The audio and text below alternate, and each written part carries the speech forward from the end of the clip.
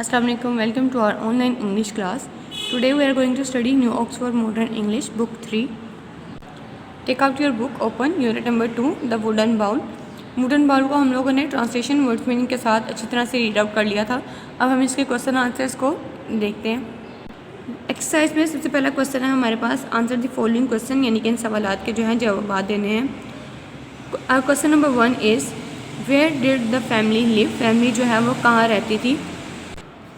Eight page number 14 हम लोगों ने यहाँ पे रीड आउट किया था that the family live in a small town in Germany at the end of a quite street in the middle of the town, यानी कि कस्बे के दरमियान में जो है जर्मनी में एक छोटे से कस्बे में वो फैमिली जो है वो रहती थी. और next question is what did the Manfred do for a living, यानी कि मैनफ्रेड जो था वो ज़िंदगी गुजारने के लिए क्या करता था. He made furniture for the people of the town and from time to time he did some carving, यानी कि वो लोगों के लिए जो था कस्बे के लोगों के लिए फर्नीचर बनाता था और कभी कभी वो कार्विंग का यानी कि खराश तराश का काम भी जो था वो करता था. अब question number 3 is who was थेक्ला. थेक्ला कौन थी. सो यहाँ थेक्ला को उसने इंट्रोड्यूस करवाया राइटर ने इस तरह से, the young couple Manfred and थेक्ला, यानी कि जो नौजवान कपल था यानी कि कपल जो है वो शादीशुदा जोड़ी के लिए इस्तेमाल किया जाता है. सो इट्स मीन थेक्ला जो थी वो मैनफ्रेड की वाइफ थी. Thekla is the wife of Manfred. और next question is why did Kurt's hand shake, यानी कि कर्ट का जो हाथ था वो क्यों हिलता था या क्यों कांपता था. सो यहाँ जैसे हमने पढ़ा था ग्रैंडफादर, यानी कि ग्रैंडफादर जो था वो कर्ट था. So Kurt was growing old now. He was not strong that's why his hand shook, यानी कि वो अब मजबूत यानी कि ताकतवर नहीं रहा था, इसलिए उसके जो हाथ थे वो कांपते थे. लास्ट क्वेश्चन है हमारे पास, why was Willem making a wooden bowl, यानी कि विलम जो था वो वुडन बाउल जो था वो क्यों बना रहा था. सो यहाँ लास्ट में उसने रीज़न दिया था that he is making a wooden bowl for their parents to eat, यानी कि वो चाहता था कि जो पेरेंट्स हैं उसके वो उसके अंदर खाना खाएं व्हेन दे वर ओल्ड, यानी कि जब वो बूढ़े हो जाएं.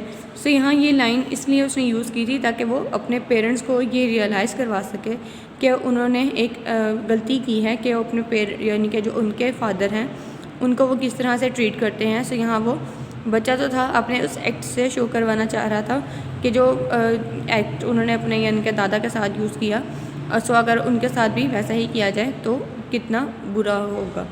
सो that's why he was making the bowl to make his parents realise their error. Next question हमारे पास, this question are more difficult discuss. हम फर्स्ट सबसे पहले इसको डिस्कस करते हैं. How did Thekla and Manfred treat the old man, यानी कि थेक्ला और मैनफ्रेड जो थे ओल्ड मैन जो था बुरा आदमी था उसको किस तरह से ट्रीट करते थे, यानी कि किस तरह से उसका सलूक करते थे.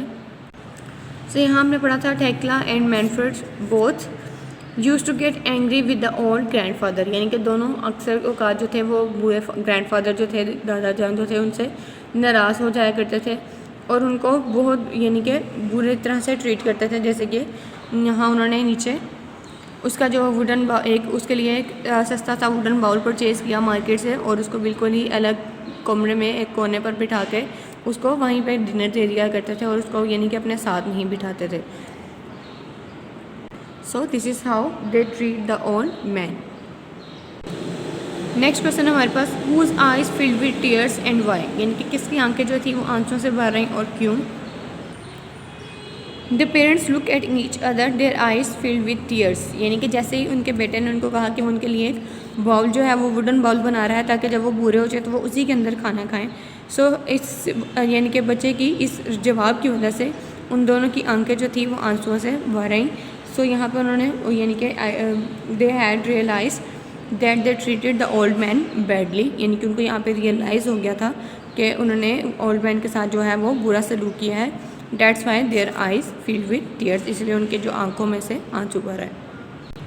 नेक्स्ट क्वेश्चन है हमारे पास, answer the following question about this line from the story, इनके हम लोग सवाल के जवाब जो है वो हमने इस रेफरेंस के थ्रू देने हैं जो उन्होंने लाइन जो है वो टेक्स्ट में से ली है. They looked in his room but he was not there where could that boy be, यानी कि जब पेरेंट्स जो हैं वो उसको रूम में देखते हैं विलियम को अपने बेटे को तो वो वहाँ पे कह रहे होते हैं कि वो वहाँ नहीं है तो वो कहाँ हो सकता है.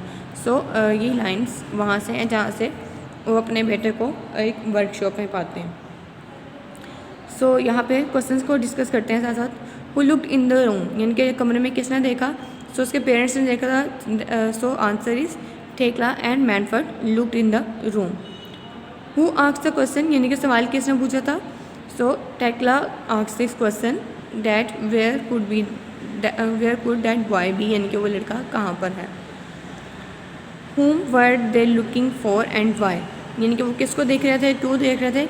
they were looking their child William because dinner was ready, क्योंकि विलियम को देख रहे थे क्योंकि डिनर जो है वो रेडी हो चुका था।